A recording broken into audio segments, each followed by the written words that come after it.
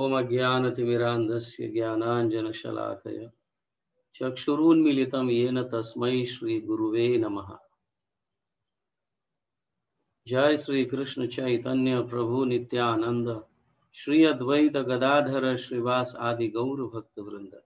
हरे कृष्ण कृष्ण कृष्ण हरे हरे, हरे राम राम राम हरे हरे। हरे कृष्ण कृष्ण कृष्ण हरे हरे, हरे राम राम राम हरे हरे। हरे कृष्ण कृष्ण कृष्ण हरे हरे, हरे राम राम राम हरे हरे। सभी भक्तों का स्वागत है व्रज लीला। आज हम चर्चा करने जा रहे हैं श्री श्री राधा मदन मोहन और उनका मंदिर और सनातन गोस्वामी जो संबंध के आचार्य है। वैदिक ग्रंथों के अनुसार भक्ति में प्रगति करने के 3 स्तर है। एक है संबंध ज्ञान, दूसरा है अभिधेय ज्ञान और तीसरा है प्रयोजन ज्ञान। इसे संबंध, अभिधेय और प्रयोजन कहा जाता है। संबंध का अर्थ है हमारा भगवान के साथ क्या नाता है। जैसे कई बार हम सुन चुके हैं, जीवेर स्वरूप होय कृष्णेर नित्यदास।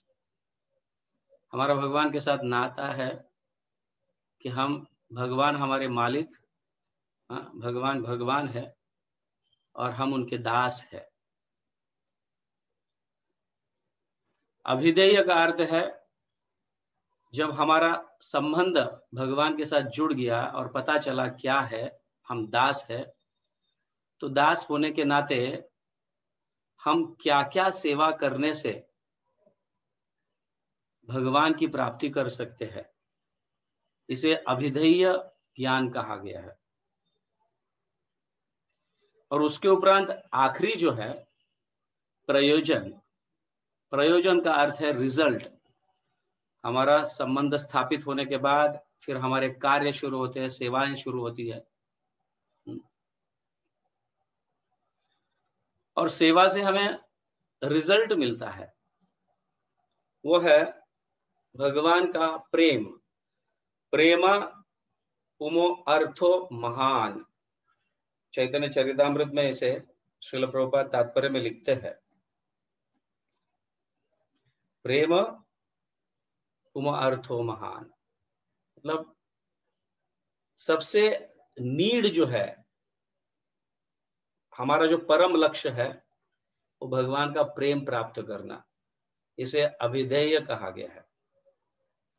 तो इस तरह से संबंध ज्ञान, अभिधेय ज्ञान और प्रयोजन ज्ञान के 3 भगवान के विग्रह है। कृष्ण ही है, राधा कृष्ण ही है, लेकिन संबंध ज्ञान के विग्रह जो है वो है राधा मदन मोहन। अभिधेय के विग्रह भगवान जो है वो है राधा गोविंद देव और प्रयोजन के विग्रह भगवान जो है वो है राधा गोपीनाथ। तो आज हम संबंध विग्रह राधा मदन मोहन के विषय में चर्चा करेंगे और उनके आचार्य जो है सनातन गोस्वामी किस तरह से उनकी सेवा की है और अन्य कई लीलाएं आज के डिस्कशन में रहेगा। तो जयताम सुरतो पांगोर मम मंद मतिर गति मत सर्वस्व पादाम बुझो राधा मदन मोहन। हे प्रभु, हे राधा मदन मोहन, आई एम लेम। मैं अंधा हूं, मैं लंगड़ा हूं, कई तरह से अनेक प्रकार से मैं भगवान का मतलब भगवान का संबंध जोड़ नहीं पा रहा हूं किसी न किसी कारण, तो आप मेरे गाइड बनिए, मुझे एडवाइस कीजिए। हाँ, क्योंकि अन्य लोगों से मैंने इल एडवाइस लिया है, गलत गलत एडवाइस लिया है और मैं गलत रास्ते पे चल रहा हूं। इसीलिए आप हे राधा मोहन मदन मोहन, आप मुझ पर कृपा कीजिए, आप मेरे जीवन के डायरेक्टर बनिए। इस तरह से प्रार्थना है, और आप ही के श्री चरण जो है वो मेरे जीवन का ध्येय है, प्राण है। तो राधा मदन मोहन जो है वो संबंध के विग्रह है। और हमारे ग्रंथ, हमारे आचार्य चैतन्य चरितामृत में प्रभुपाद स्वयं जो है आदि लीला के पहले अध्याय में उन तात्पर्य में बताते हैं कि राधा मदन मोहन जो विग्रह है ये अपने आप को दीक्षा गुरु के रूप में विस्तार करते हैं, समझ गया, और हमें दीक्षा देते हैं। तो दीक्षा गुरु ये राधा मदन मोहन के विस्तार है।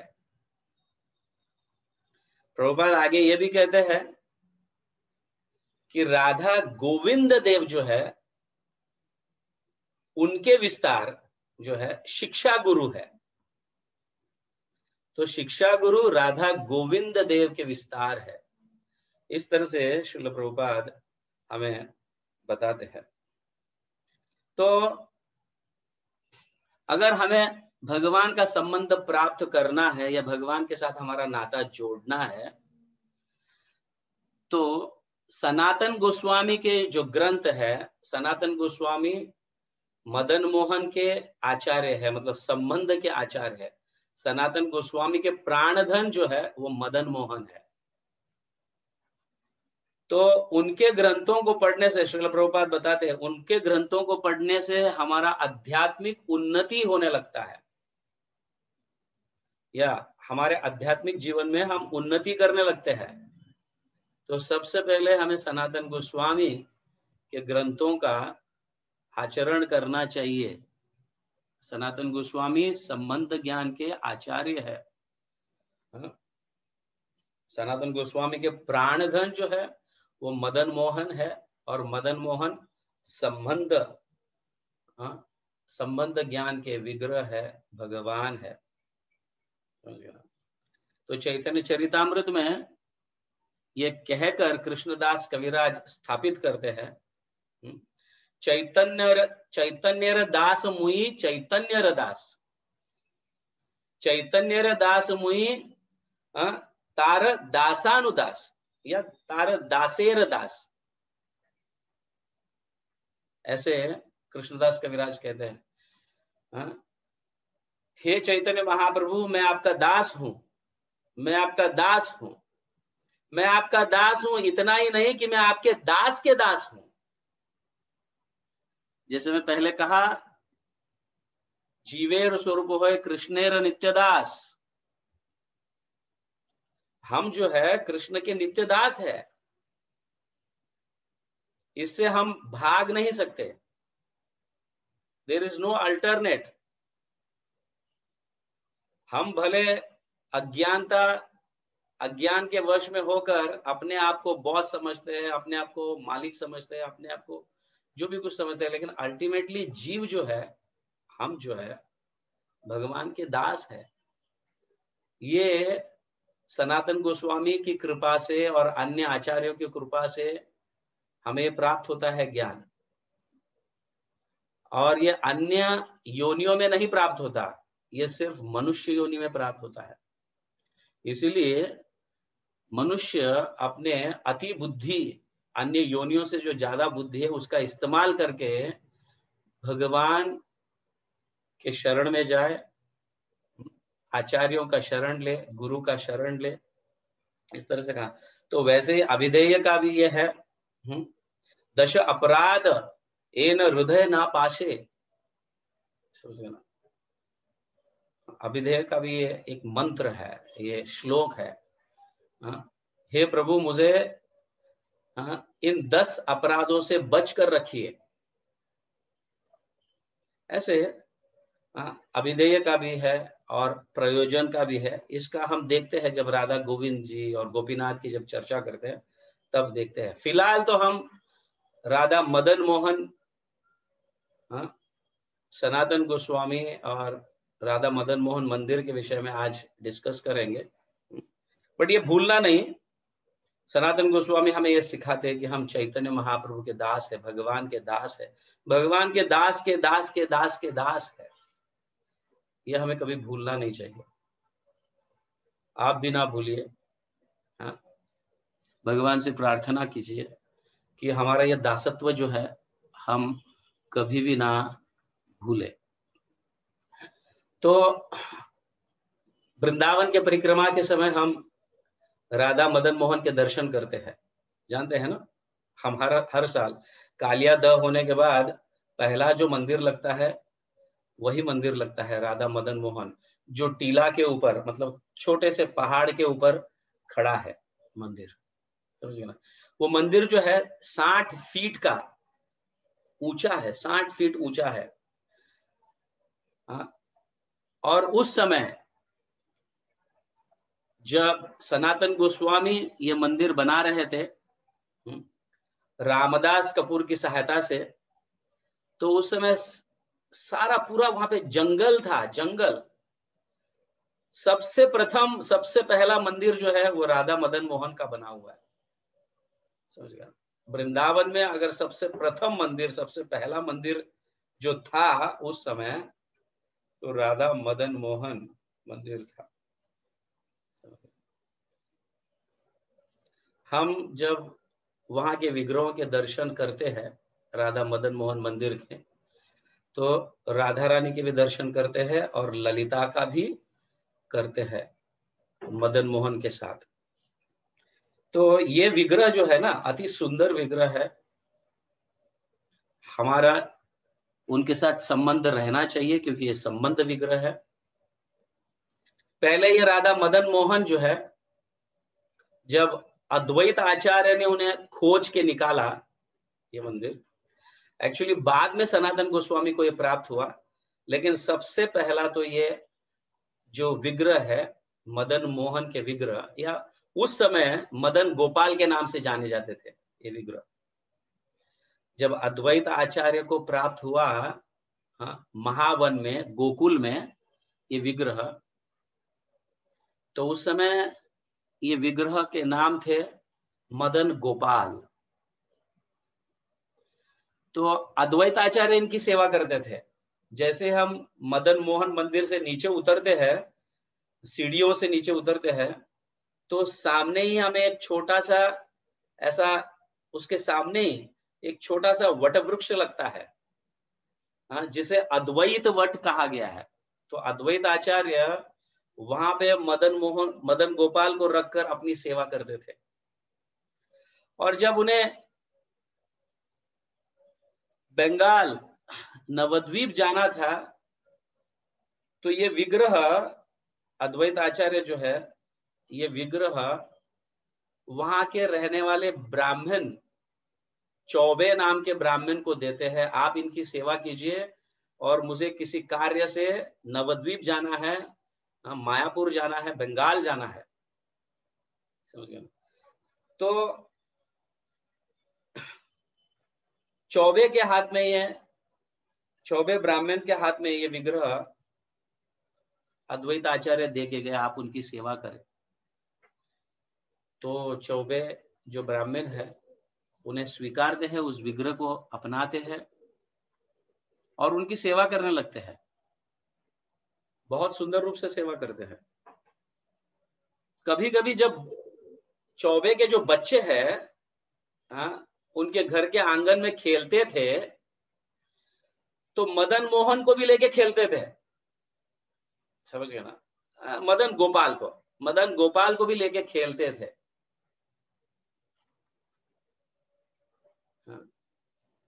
तो चैतन्य महाप्रभु के आदेश के अनुसार जब सनातन गोस्वामी वृंदावन आए, चैतन्य महाप्रभु का आदेश था कि आप वृंदावन जाओ, वृंदावन में रहो। हाँ, सारे भगवान श्री कृष्ण के लीला स्थली जो अप्रकट हुए हैं उनको प्रकट कीजिए, उनका उजागर कीजिए, ढूंढ निकालिए,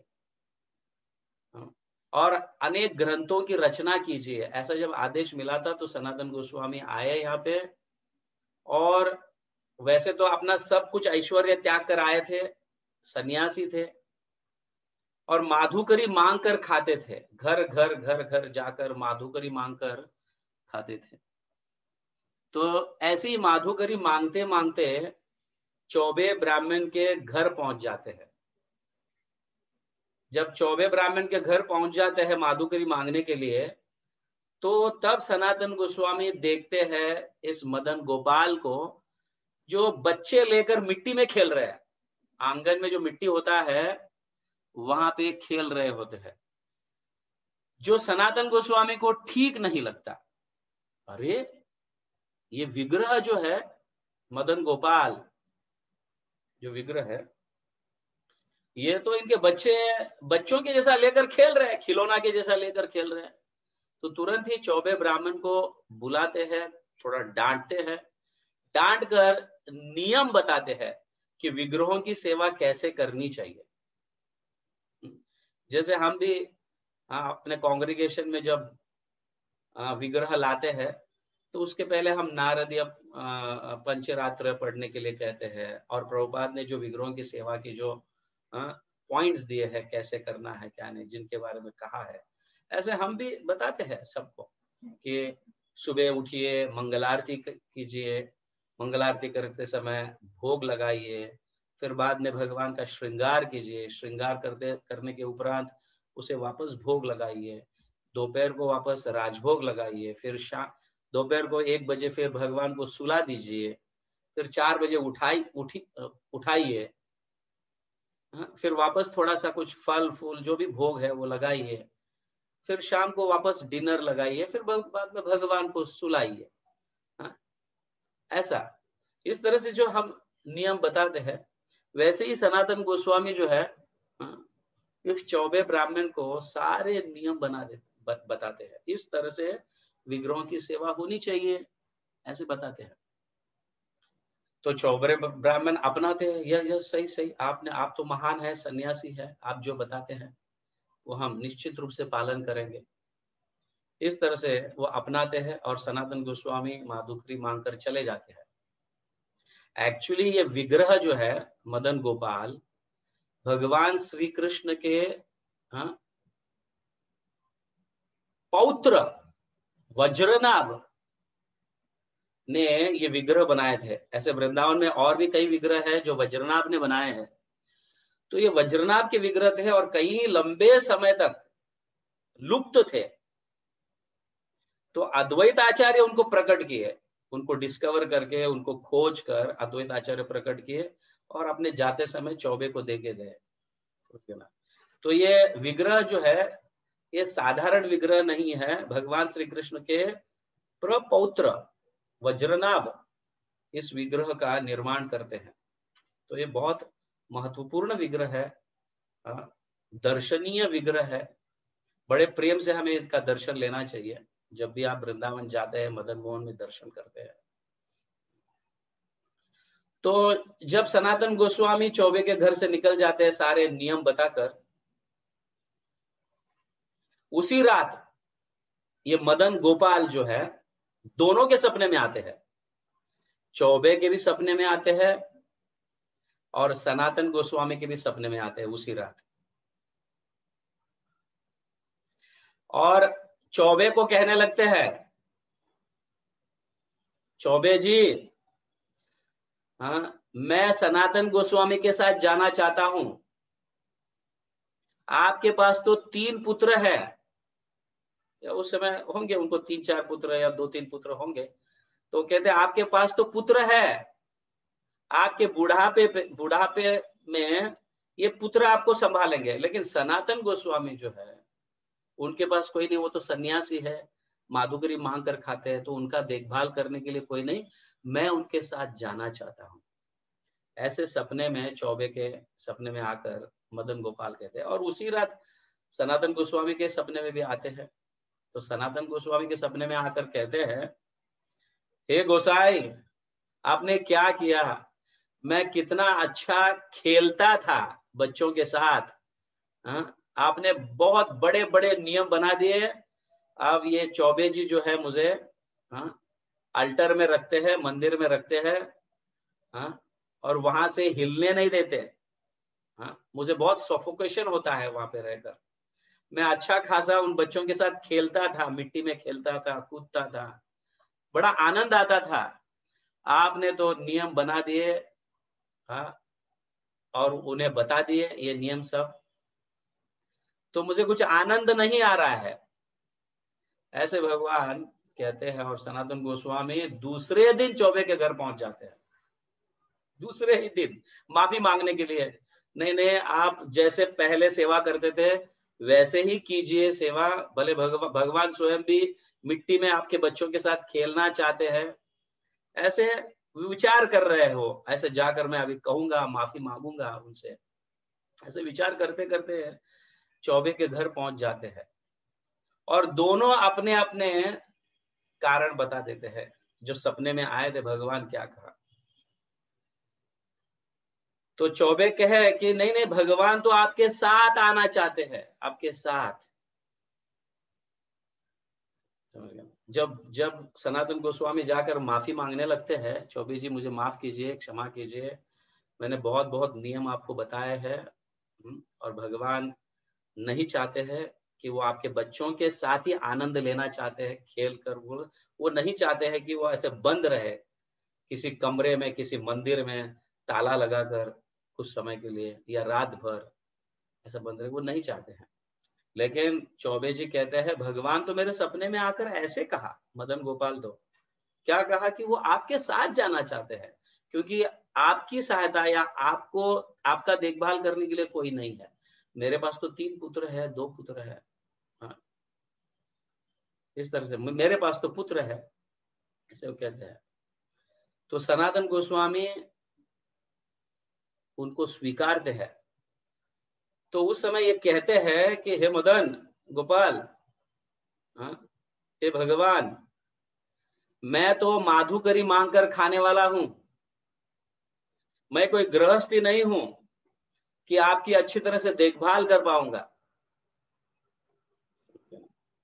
मैं तो जो मिलता है वो आपको खाना पड़ेगा। तो भगवान स्वीकारते हैं उसे, यस यस, जो मिलता है वो खिलाइए, मैं खाने के लिए तैयार हूं, और लेकिन आपके साथ जाना चाहता हूं, आपके साथ आना चाहता हूं। तो स्वीकृति होती है। तो सनातन गोस्वामी आते हैं मदन गोपाल को लेके। और सनातन गोस्वामी, देखो यहाँ पे ये सीख लेनी चाहिए, भगवान के भक्त जो है जिस जिस भाव से भगवान की सेवा करते हैं, भगवान उसको स्वीकृति करते हैं, उसको स्वीकारते हैं। तो मदन गोपाल से ये मदन मोहन बन गए, समझ गए ना। सनातन गोस्वामी के पास जब विग्रह आए ये मदन गोपाल, तो मदन मोहन बन गए, समझ गए ना। उनका भाव बच्चे का था, चौबे का भाव जो था वो बच्चे का था, तो गोपाल के जैसे वहां पे रहते थे, बच्चों के साथ खेलते थे, कूदते थे, समझ गया।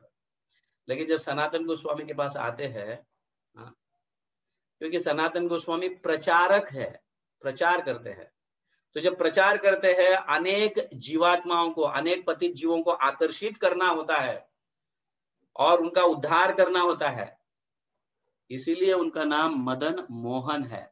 मदन मोहन का अर्थ है मोहित करना, समझ गए ना, अनेक जीवों को आकर्षित करना। तो यह है मदन मोहन। तो जब एक बार सनातन गोस्वामी जो है ऐसे भगवान की सेवा करते रहते हैं, और जो मिलता है वो उसकी रोटी बनाकर, आटा मिलता है तो उसकी रोटी बनाकर भगवान को भोग लगाकर खाते हैं। तो एक बार भगवान कहते हैं उनको, सनातन कम से कम इस रोटी में नमक तो डालो। इस तरह से कहते हैं। मदन मोहन सनातन गोस्वामी को कहते हैं, सनातन गोसाई आप कम से कम इसमें नमक तो डालो, ये बिना नमक का है, आप मुझे भोग लगा रहे हो, मुझे खिला रहे हो। तब सनातन गोस्वामी कहते हैं, आज तुमने नमक मांगा, कल और कुछ मांगोगे, परसों दिन 56 भोग मांगोगे, आगे चलकर पता नहीं क्या क्या मांगोगे। मैं तो माधुकरी मांगकर खाने वाला हूं। मैं कैसे आपको, पहले ही मैंने कहा था आपको मेरे पास आने से पहले ही कि मेरे पास ऐसे ऐश्वर्य भोग नहीं लगेगा, जो मिलता है उसी को स्वीकारना। और आपने स्वीकार भी किया था। हाँ हाँ मैं स्वीकार करूंगा उसे, ऐसे आप ही ने तो कहा था। समझ गए ना? इस तरह से थोड़ा ऊंची आवाज में बोलते हैं, मदन मोहन चुप बैठते हैं, लेकिन वो अपनी अपनी व्यवस्था कर लेते हैं। समझ गए ना? तो उसी दरमियान जो है कुछ दिनों के बाद पंजाब से रामदास कपूर का नाम, रामदास कपूर के नाम के एक व्यक्ति नाव लेकर आगरा जाते रहते हैं। और उस नाव में, वो व्यवसायिक व्यक्ति होता है, बिजनेसमैन होता है, उस नाव में बहुत सारा नमक होता है, नमक का व्यवसाय होता है उनका। तो वहां से यमुना से नाव लेकर गुजरते रहते हैं आगरा के तरफ। समझ गया ना? पंजाब से आगरा जाते रहते हैं। और उनका नाव जो है इस मंदिर के तलहाटी, मतलब जो यमुना जो है, इस मंदिर के नीचे जो यमुना है, वहां पे वो नाव फंस जाता है। समझ गया? मिट्टी के कारण वो नाव फंस जाता है वहां पे, और बड़ा चिंतित हो जाता है, ये नाव हिल नहीं रहा है, ये मिट्टी में फंस गया है। ऐसे बड़े चिंतित हो जाते हैं वो रामदास कपूर। अब मैं कैसे आगरा पहुंचूंगा, कैसे मेरा बिजनेस करूंगा, कैसे मैं इस नमक को बेचूंगा। तो उतने में ये मदन मोहन एक बालक का रूप धारण करके आते हैं और उनके साथ बात करते हैं। समझ गया ना? उनके साथ बात करते हैं और कहते हैं, इस टीला पर, इस छोटे पर्वत पर, वहां पे एक सन्यासी रहते हैं, वहां पे एक संत महात्मा रहते हैं। आप नाव से उतरो और उनको जाके मिलो, वो तुम्हारे हल को दूर करेंगे, सारे चिंता को मिटा देंगे। तो वो रामदास कपूर नाव से उतरते हैं, तैरते तैरते आते हैं, भीगे हुए आते हैं, और उस टीला के ऊपर चढ़कर सनातन गोस्वामी से मिलते हैं। मिलकर ये याचना करते हैं कि प्रभु, ऐसे नीचे कोई बालक था, उन्होंने आपके तरफ इशारा किया कि इस टीला पर जाओ, ये व्यक्ति आपकी सहायता करेंगे। तो मैं आपकी सहायता मांगने के लिए आया हूं। मेरा नाव ऐसे अटका हुआ है और मैं अपना बिजनेस करने के लिए आगरा नहीं जा पा रहा हूं, तो आप कुछ कीजिए, आप कुछ कीजिए, ऐसे वो कहते हैं रामदास कपूर। तो सनातन गोस्वामी ऑब्वियसली कोई भौतिक सहायता नहीं करते, आध्यात्मिक सहायता करते, क्योंकि वो सन्यासी है। उन्हें ज्ञान देंगे, भक्ति कराने के लिए सिखाएंगे, ये सब कुछ करेंगे, लेकिन ऐसी भौतिक सहायता कर नहीं सकते क्योंकि वो सन्यासी है। इसलिए वो कहते हैं रामदास कपूर को, सनातन गोस्वामी कहते हैं, देखो यहाँ पे मदन गोपाल खड़े हैं, आप क्यों नहीं उनके चरणों में जाकर सहायता मांगते हो? मैं क्या कर सकता हूं, आप उनके चरणों में जाकर सहायता मांगिए, उनके पास जाइए। तो जैसे सनातन गोस्वामी कहते हैं, वो मदन मोहन के विग्रह के पास जाते हैं और उनसे याचना करते हैं, उनसे मदद मांगते हैं। उतने में इतना बड़ा तूफान आ जाता है, बहुत बड़ा तूफान, बारिश गिरने लगता है, और बारिश बहुत जोर जोर से गिरता है, काफी लंबे समय तक गिरता है। तो जोर जोर से जब बारिश गिरता है तो यमुना का जो लेवल है वो बढ़ने लगता है। तो जैसे ही बढ़ जाता है, नाव फिर हिलने लगता है, ऐसा पानी में जो नाव है ऐसे हिलने लगता है। तो इस तरह से मदन मोहन जो है सहायता करते हैं इसकी। समझ गया ना? तो तब सनातन गोस्वामी को जाते समय वो कहते हैं कि मैं ये जो व्यवसाय, मेरे जो नमक का व्यवसाय है, वो मैं करके जब वापस आऊंगा, लौटूंगा, तो जो प्रॉफिट है या व्हाटएवर जो भी धन है, मैं वो धन आपको देना चाहता हूं। ऐसे वचन देकर वो जाते हैं और आगरा पहुंचकर बेचते हैं नमक, बहुत सारा प्रॉफिट मिलता है।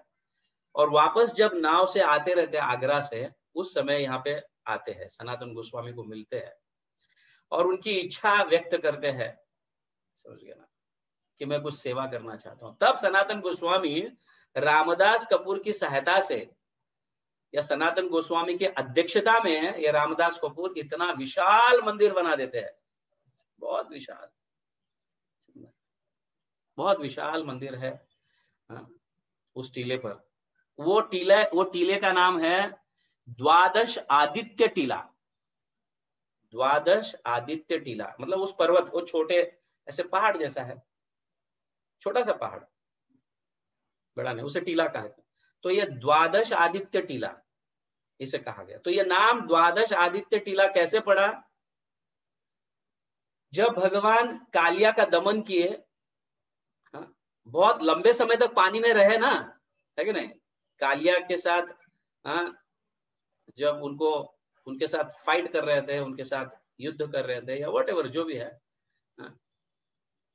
तो बहुत लंबे समय तक पानी में रहने के कारण उनको सर्दी हो जाता है, ठंड लगने लगती है। तो भगवान जो है इस टीले पर आकर आराम करते हैं। समय उनको ठंडी लगने लगती है तो एक पेड़ के नीचे बैठकर आराम करने लगते हैं। तो सूर्यदेव जो है, आदित्य जिसे कहा गया है, समझ गया ना, सूर्यदेव अपने 12 रूपों में प्रकट होते हैं। 12, द्वादश, हम कहते हैं ना आज द्वादशी है, एकादशी, द्वादशी मतलब 12वां दिन। द्वा मतलब 2, दश मतलब 10, सो टोटल मिला के 12। ऐसे सूर्यदेव जो है 12 रूप में प्रकट होकर उनको ऊब देते हैं, उनको गर्मी देते हैं, समझ गया ना, उनको जो ठंड लग रही थी वो गर्मी। तो इस तरह से सूर्यदेव भगवान की सेवा करते हैं, क्योंकि बहुत काल पूर्व सूर्यदेव इसी टीला पर तपस्या किए थे। सूर्य देव ने तपस्या की थी, इसी टीला पर तपस्या किए थे। किसके लिए तपस्या किए थे? कि भगवान श्री कृष्ण के मुझे दर्शन हो और सेवा का मौका मिले, इसलिए उन्होंने तपस्या किया था, समझ गए ना। उसी घाट पर, उसे सूरज घाट कहा गया है, अभी वो घाट नहीं है लेकिन वहां पे तपस्या किए थे। तो इसके कारण भगवान जो है ये सेवा का मौका उन्हें दिया। तो सूर्यदेव 12 रूपों में अपने आप को प्रकट होकर चारों जगह से उन्हें ऊब देते हैं, उन्हें गर्मी देते हैं।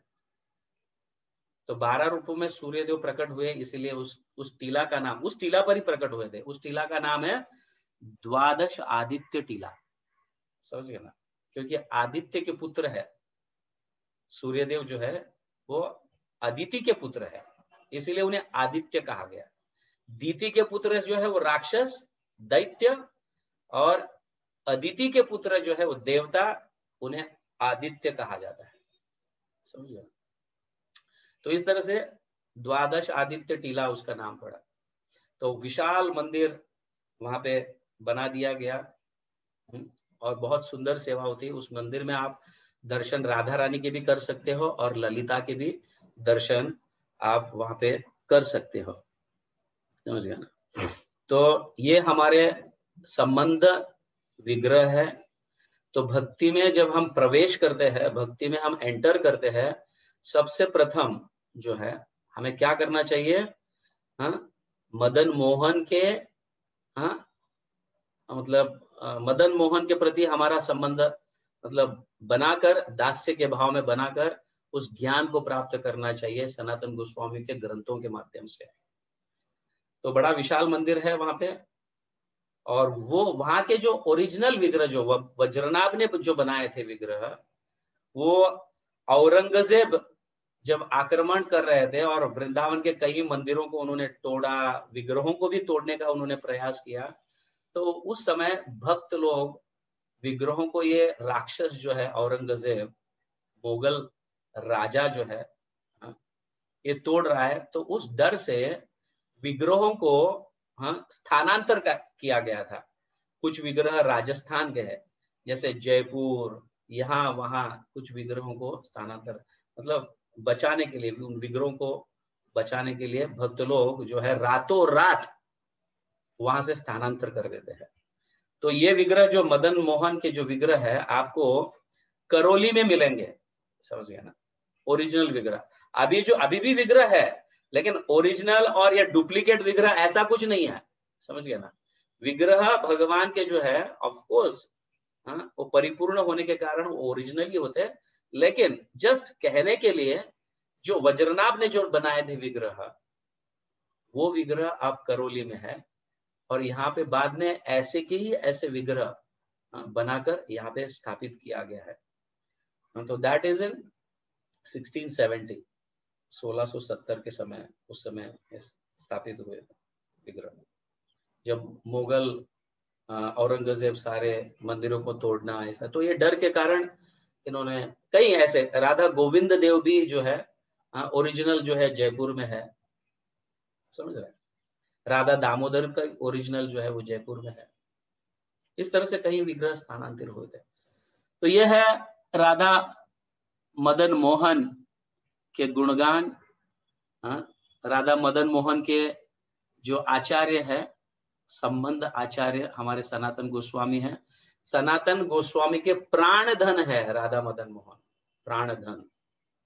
तो शुरुआत में जो भक्त है ऑफ कोर्स मदन मोहन के प्रति आकर्षित होना चाहिए, और सनातन गोस्वामी ने जो नियम दिए हैं वो नियमावली जो है उसके अनुसार हमें भगवान की सेवा करनी चाहिए, समझ गया। तो इस तरह से हम जब भगवान की सेवा करते हैं, धीरे धीरे धीरे धीरे हमें गोविंद देव की, राधा गोविंद देव की कृपा प्राप्त होती है, फिर आखिर में राधा गोपीनाथ की कृपा प्राप्त होती है, जो प्रेम है, समझ गया ना।